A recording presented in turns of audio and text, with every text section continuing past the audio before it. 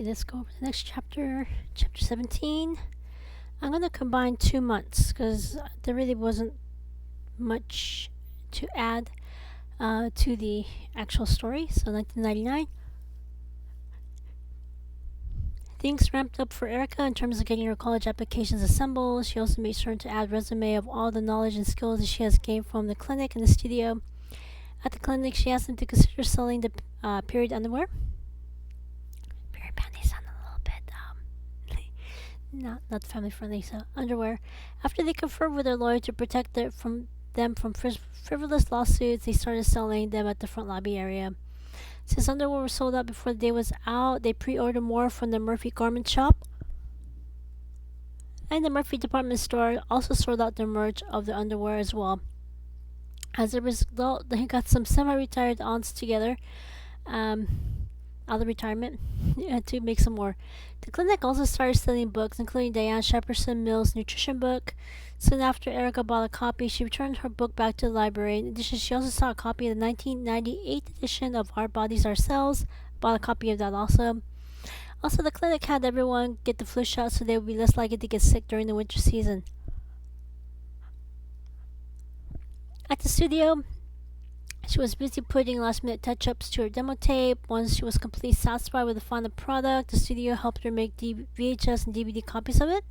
She made sure to keep a copy of each to share with her family in Japan, and she had the one copy of each to each campus she was applying to. She also made last-minute revisions to her high school play to make it more polished, and she took the last of the college entrance examinations.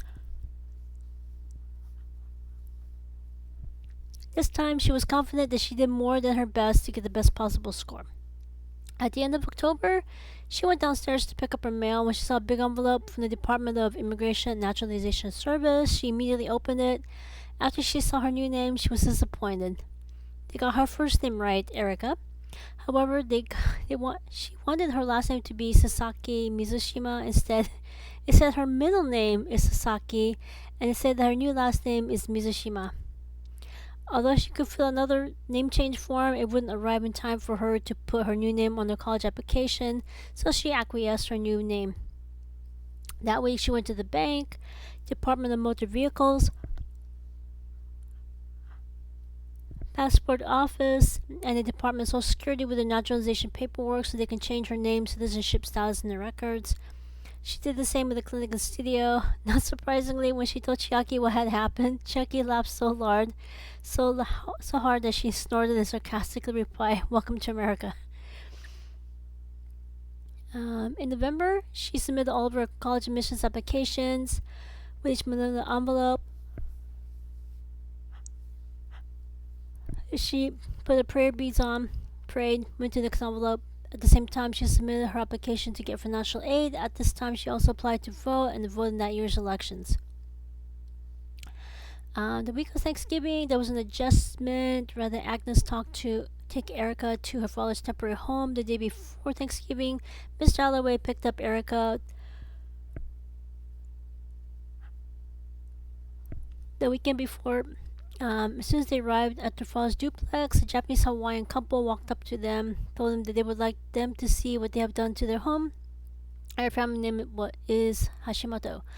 As soon as they came upon the home, Erica and Miss Dalloway saw that it used to be her family home. However, the energy felt different. When Erica casually mentioned that her family's former home feels different, Mrs. Hashimoto replied that they immediately noticed a heavy feeling in this house. As a result, as soon as they bought this house and her father moved out, they immediately hired a local priest to spiritually cleanse and bless this house. Erica made a mental note to talk to Agnes about this. When they entered the home, they made certain to take their shoes off. They completely remodeled the interior to look like a Japanese home. Even the bathroom was set up to look similar to a Japanese bathroom. Next, they showed off their family shrine. She could see a sign that talked about the Serenity Prayer. Finally, they showed their newly remodeled Japanese garden. Erica was stunned at how much work they put into this property. It completely became their home. When Erica asked where they learned how to put this garden together, they said that they go to Japan every year. One year, they met a man who teaches his apprentices how to put a traditional Japanese garden together. At this time, he looked through his Rolodex, gave each person a copy of the business card. At this time, Erica engaged in some small talk to learn as much as she can about this family. However, they immediately deflected because they realized what she was actually doing. So they told her that they would like her to meet their son. Erica immediately knew what they were trying to do. However, she knew that everything she says will have consequences with this couple. So she carefully told them that the right person for her has parents who won't let their adult son marry her because her younger sibling is gay. Then Erica stopped talking, focused on paying attention to their reaction. Almost immediately, Mr. and Mrs. Hashimoto gasped and covered their mouth. When they regained their composure, Mr. Hashimoto apologized and said that since Erica is straight, they assumed that her younger sibling is also straight. At this point, Erica got everything she needed from them. They are homophobic, their son's gay. She politely excused herself. Mr. Alloway was stunned that she immediately figured them out. He didn't have any idea what kind of people they are. Since the atmosphere was uncomfortable, he stammered that he'll excuse himself as well. The next day, Erica turned off her feelings when she went grocery shopping with her father. At the grocery store, she saw a familiar phrase, one of her classmates from high school. This person was attending one of the highest ranking public universities in California. When she called his name, he said hi. He seemed reserved. He told her that he dropped out. Erica gasped, covered her mouth. She knew that he got a full scholarship and even got a scholarship from the local chapter of the Japanese American Citizens League. All of a sudden, she figured out what had happened. She carefully said, "It's tough having parents who are homophobic gay." Almost immediately, he realized that she's an ally. So, they exchanged phone numbers, promised to keep in touch. After he excused himself, Erica wondered if there's something she could do to help him.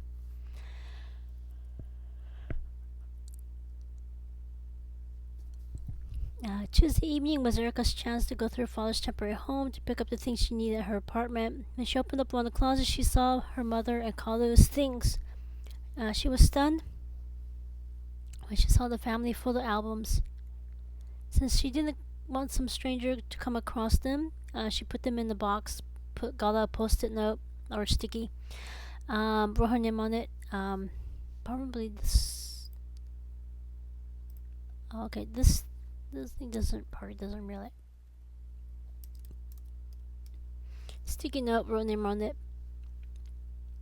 Also, when she scrounged around looking for the electronic keyboard, her father went to her and asked her what she was looking for. When she told him, she immediately took her to the garage, pulled it down from the storage. After she sank them, she also put her name on it. The one other thing she found was her high school graduation gown. She thought that she had pulled all of her things when she moved to San Francisco, so she put her name on that one as well. And she made sure to get the pressure cooker and add it to the items to take back to her apartment.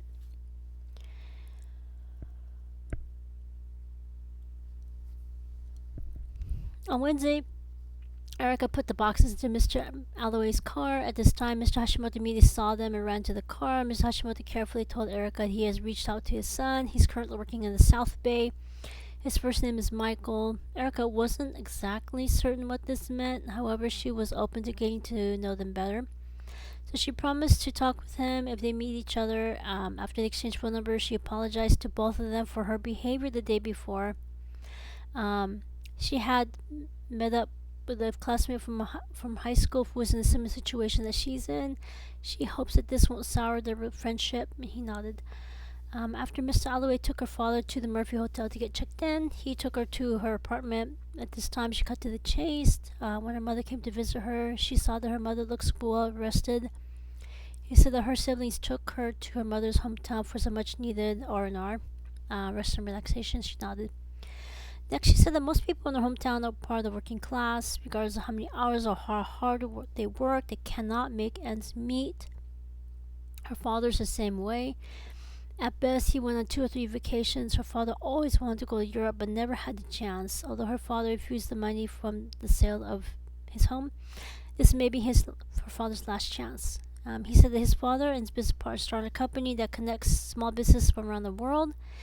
Their sons started satellite companies. They have several in Europe. He said that he'll convince her father to travel to Europe first before going to Japan. Moving forward, he said that he will make certain her father travels to Europe every year. When Erica thanked him, he nodded and excused himself. Thursday was a whirlwind.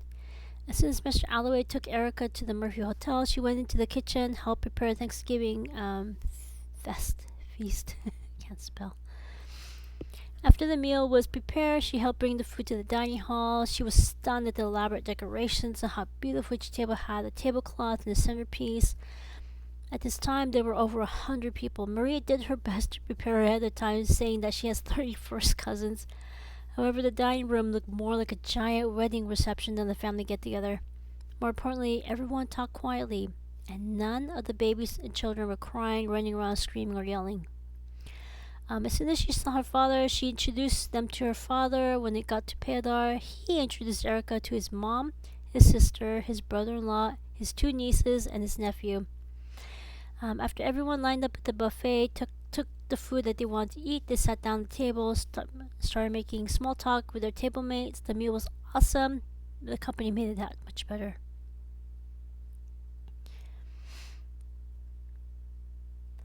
After dinner, Mr. Alloway took Erica's father to his temporary home. At the same time, Agnes met up with Erica. Erica discreetly asked Agnes to try to research the previous owner of her father's former home. She was perplexed, but she said that she'll look into it and let her know what she finds. The following week, when Agnes went to pick up Erica's rent check, Agnes gave her a manila envelope. Erica opened it up, saw a photo of the previous owner. Next, she saw a news article from 1942. When she read it, she gasped and covered her mouth. He was an open supporter of the forced incarceration of all persons of Japanese descent. This made total sense. Her mother hated the house, kept mumbling that she hates Japanese people. She knew that her mother is an extremely sensitive person. It could be that her mother sensed the previous owner's discrimination in that home. Now Erica understood why her new owners were sent to that home and why they were insisted on buying it. They were the right people to identify and fix the negative energy that occupied their home. Her father was oblivious to what was going on and would have continued to let that energy harm her mother. It also explained why Kaoru never felt welcome in that home. It isn't any wonder that Kaoru was glad to have been forced to move to Japan. Agnes added that from this new piece of information, she had local priests cleanse and bless all of her father's properties. Moving forward, she would do this each time a new tenant moves away. That way, any negative energy they leave behind will be ousted so the new tenant will feel at home. When Erica thanked her, Agnes corrected her by bringing this to her attention. Erica nodded. Also, Agnes asked Erica about her plans for housing when she starts university. Erica admitted that she just mailed her admissions application. She hasn't even begun to figure out how she's going to pay for housing on top of tuition.